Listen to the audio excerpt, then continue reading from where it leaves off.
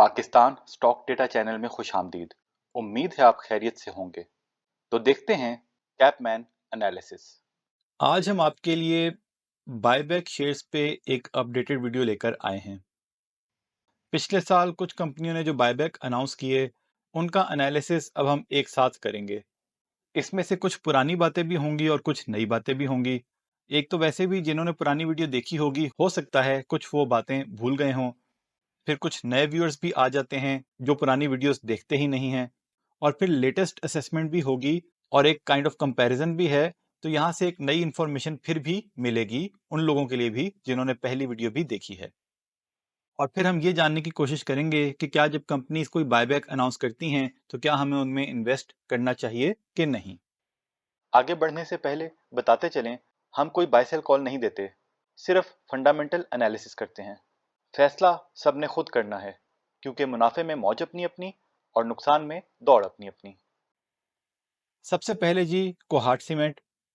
इन्होंने 5 million shares buyback announce किए थे और ये अप टू 5 मिलियन अनाउंस किए थे। यानी कि कंपनीज जो अनाउंस करती हैं वो कहती हैं हम उस क्वांटिटी तक खरीदेंगे, जरूरी नहीं वो सारी खरीदें। वो खरीदने से पहले उनका फ्री फ्लोट था 30%, फ्री फ्लोट का 8% खरीदना था और उसके बाद फ्री फ्लोट 28% बनेगा। ये डेटा बहुत ज्यादा इंपॉर्टेंट नहीं है, कहीं पे ऊंच नीच गलती हो सकती है, कहीं पे गलती पीएसएक्स की साइट पे भी हो सकती है। तो आप वैलिडेट कर लें, लेकिन इसको ज्यादा बॉदर ना करें। ज्यादा बॉदर उसी पे करें कि गेन कितना हुआ और उसको जरूर वैलिडेट करें। फिर हमने आगे डेट्स लिखी हैं कि इन्होंने कब से कब तक ये शेयर्स खरीदने थे। वो आमतौर पे 6 महीने का पीरियड होता है और इनका कंप्लीट हो चुका हुआ है। इन्होंने जब बायबैक अनाउंस किया था तो उस दिन डेट थी 21 फरवरी और अनाउंसमेंट के टाइम पे प्राइस थी 130.7। जो बायबैक का पहला दिन था, 1 मार्च, उस दिन उनकी प्राइस थी 142.5 और उस दिन तक ही 9% गेन हो चुका था। जो बायबैक का आखिरी दिन था 19 अगस्त, उस दिन प्राइस थी 169.1 और उस दिन 29% गेन था। और आज का देखें, तब से अब तक कोई 4 महीने गुजर चुके हैं और आज प्राइस है 249.1 रुपए और 91% का गेन हो चुका है। अब देखें, आप ना यहाँ पे आगे जाके ऑब्जर्व करेंगे कि डिफरेंट कंपनीज ने डिफरेंट तरीके से बिहेव किया है। कुछ की प्राइस बायबैक के पीरियड में ज्यादा ऊपर गई और कुछ की बायबैक खत्म होने के अगले 3-4 महीने में। तो जैसे कोहाट सीमेंट की बाद में ज्यादा ऊपर गई। उसके बाद है जी लकी सीमेंट। इन्होंने 23.8 मिलियन शेयर्स का बायबैक अनाउंस किया। फ्री फ्लोट था 35%, फ्री फ्लोट का 20% बायबैक करना था। उसके बाद फ्री फ्लोट 28% होगा। बायबैक कंप्लीट हो गया है। अनाउंसमेंट डेट थी 2 मई को। उस दिन इनकी कीमत थी 431.3 रुपए, लेकिन उसके बाद क्योंकि 18 रुपए का डिविडेंड दिया तो गेन निकालने के लिए हमने वो प्राइस में से लेस कर दिया है। तो बायबैक के पहले दिन प्राइस थी 515.6 रुपए, 25% का गेन हो चुका था। बायबैक के आखिरी दिन प्राइस थी 691.4, 67% का गेन हो चुका था। और अभी प्राइस चल रही है तकरीबन 790, तो इसका भी 91% का गेन हो चुका है। इसकी प्राइस ज्यादा बढ़ी बायबैक पीरियड के दौरान, लेकिन उसके बाद भी ऊपर ही है। उसके बाद है जी एमएलसीएफ। इसने 100 मिलियन शेयर्स का बायबैक अनाउंस किया। फ्री फ्लोट इनका था 45%, फ्री फ्लोट का 21% बायबैक करना है, 36% उसके बाद फ्री फ्लोट हो जाएगा। इनका टाइम पीरियड है 27 अक्टूबर से 15 अप्रैल 2014। अभी 101 दिन बाकी हैं। अनाउंस किया था 7 सितंबर को, तब इसकी प्राइस थी 28.9 रुपए। पहले दिन प्राइस थी 35.7 रुपए, 24% का गेन पहले दिन तक मिल चुका था।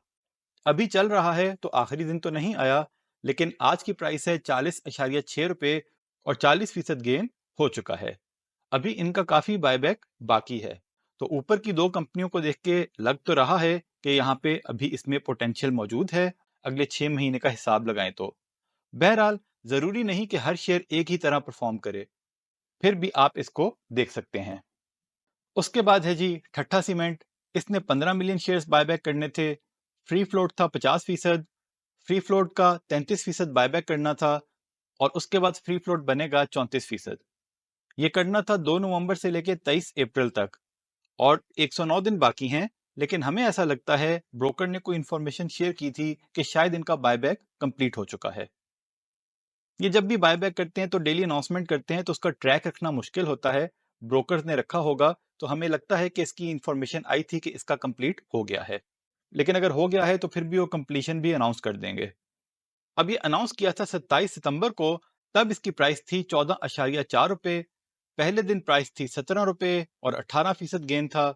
आखिरी दिन तो चल रहा है, लेकिन अभी की प्राइस है 19.4 रुपए और 35% गेन हो चुका है। अब देखना यह है कि अगर बायबैक कंप्लीट हो गया है तो बायबैक के बाद आने वाले 6 महीनों में क्या इसकी परफॉर्मेंस भी बाकी सीमेंट सेक्टर जैसी रहती है कि नहीं। वैसे इसकी हमने अलग से असेसमेंट भी की हुई है, आप वो चैनल पर भी सर्च करके देख सकते हैं। उसके बाद है जी टीपीएल प्रॉपर्टीज। इसने 50 मिलियन शेयर्स का बायबैक अनाउंस किया था।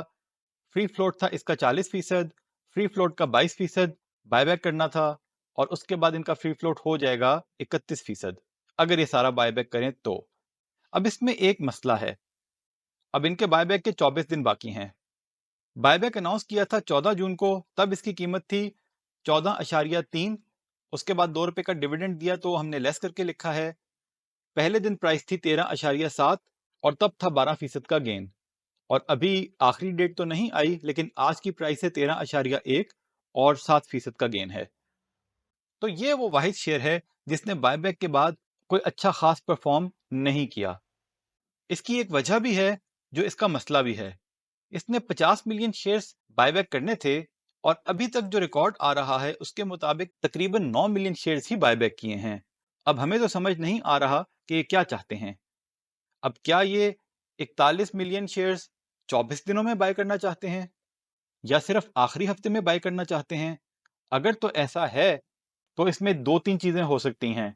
एक तो ये है कि आने वाले कुछ दिनों में इसको दो तीन अपर कैप्स लग सकते हैं।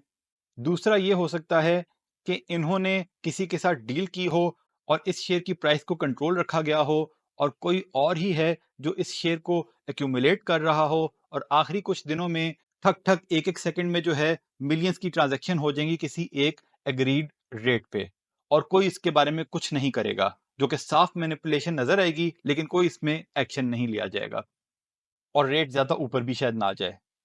लेकिन इसमें एक चीज ये भी हो सकती है कि जैसे हमने कहा कि इन्होंने up to 50 million shares purchase करने हैं, बायबैक करने हैं, तो हो सकता है ये कहें जी कि हमने इरादा बदल लिया और ये 9 मिलियन से ज्यादा बाय ही ना करें। ऐसे में तो इनको एससीसीपी को लेतर मारने चाहिए अगर ऐसा हुआ तो।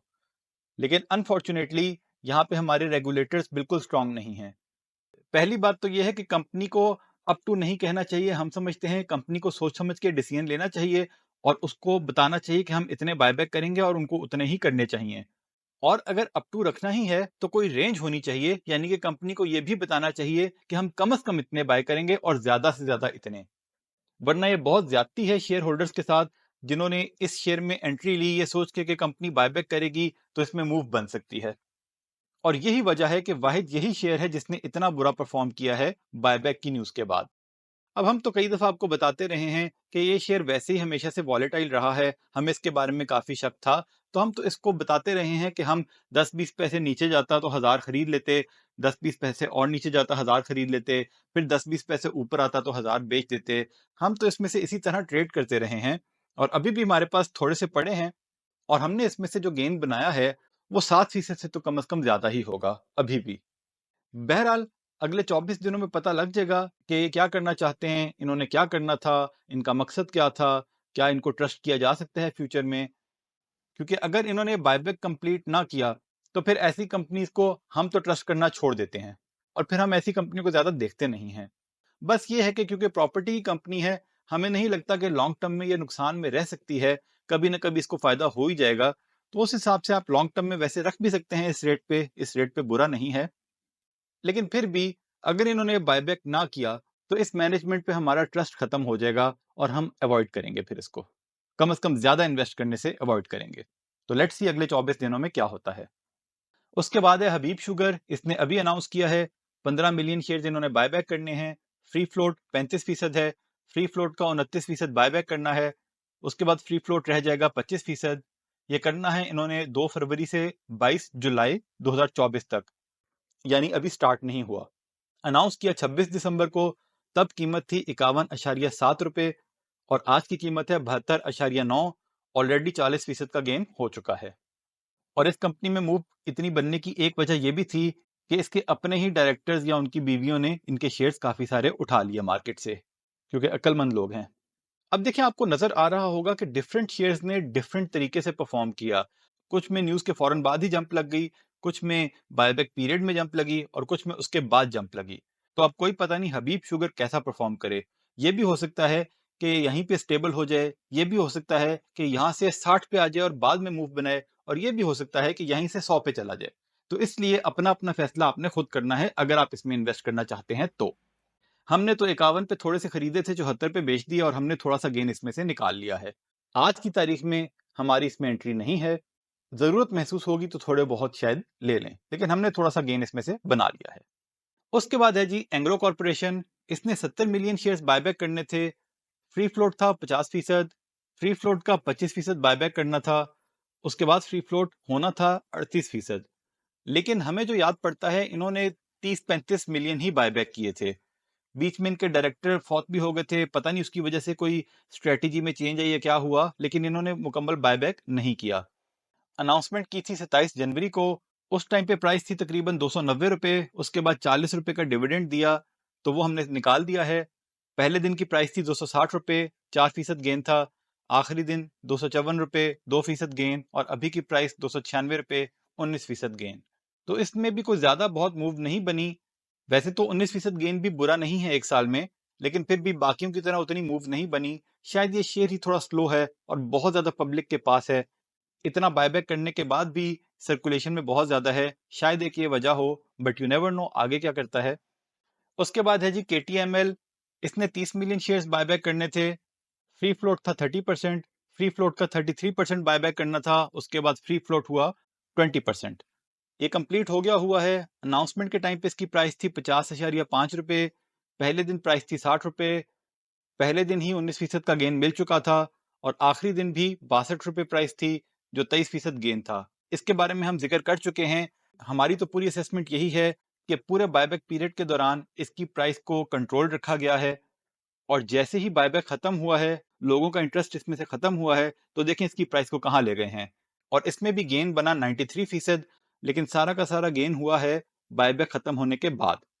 और इसमें वॉल्यूम्स बिल्कुल नहीं लगते थे, और कई दफा ट्रांजैक्शन इसमें ऐसी हुई कि लाखों शेयर्स एक सेकंड में इधर से उधर हो गए। तो इसमें तो काफी हमारी असेसमेंट है कि कंट्रोल्ड बायबैक किया गया है, लेकिन वही बात है कि हमारे इदारे इस बारे में खामोश हैं, और हम भी सिर्फ वॉल्यूम्स को देख के एक एनालिसिस कर रहे हैं। हमारे पास भी इसके अलावा और कोई असेसमेंट का रीजन नहीं है। तो ये एक असेसमेंट है, एक अंदाजा है, हम किसी पे कोई इल्जाम नहीं लगा रहे। तो अब देखना यह है कि क्या TPLP वाले इस किस्म की हरकत करते हैं या बायबैक ही नहीं करते। Let's see. उसके बाद एक कंपनी थी जी SPEL। इसने 10 मिलियन शेयर्स बायबैक करने थे। फ्री फ्लोट 25% था। फ्री फ्लोट का 20% बायबैक करना था। उसके बाद फ्री फ्लोट बना 20%। जब अनाउंस किया तो इसकी प्राइस थी 11.3। पहले दिन भी यही प्राइस थी, तो कोई फायदा नहीं हुआ। आखिरी दिन प्राइस थी 11.9, तो खास गेन नहीं था। लेकिन आज की प्राइस है 15 और 33% गेन हो चुका है। एक तो एक कंपनी को इतनी ज्यादा विजिबल नहीं थी, लोगों की नजरों में नहीं थी, एक ये भी वजह हो सकती है। दूसरा ये देख लें कि फिर भी गेन तो काफी मुनासिब है अगर बायबैक का पीरियड खत्म होने के बाद बात करें तो ये हमने देखा जी कि डिफरेंट शेयर्स ने डिफरेंट तरीके से बिहेव किया है बायबैक की न्यूज के बाद। कुछ शेयर्स बायबैक शुरू होने से पहले ही बढ़ गए, कुछ शेयर्स बायबैक के पीरियड में बढ़े, कुछ शेयर्स बायबैक खत्म होने के बाद बढ़े, कुछ शेयर्स बहुत वॉलेटाइल रहे। लेकिन कोई भी ऐसा शेयर नहीं है जिसमें आपको नुकसान हुआ हो। ये बहुत अहम बात है, और ये हमें पहले से तो पता नहीं लग सकता था कि कौन सी कंपनी कैसा बिहेव करेगी। वो तो हम अब देख रहे हैं, लेकिन यहां देख के आउटकम ये निकलता है कि जब भी कोई कंपनी बायबैक अनाउंस करे तो हम उसमें थोड़ी सी इन्वेस्टमेंट जरूर कर सकते हैं, और अगर वो वहां से नीचे चली जाए तो कुछ इन्वेस्टमेंट और भी कर सकते हैं।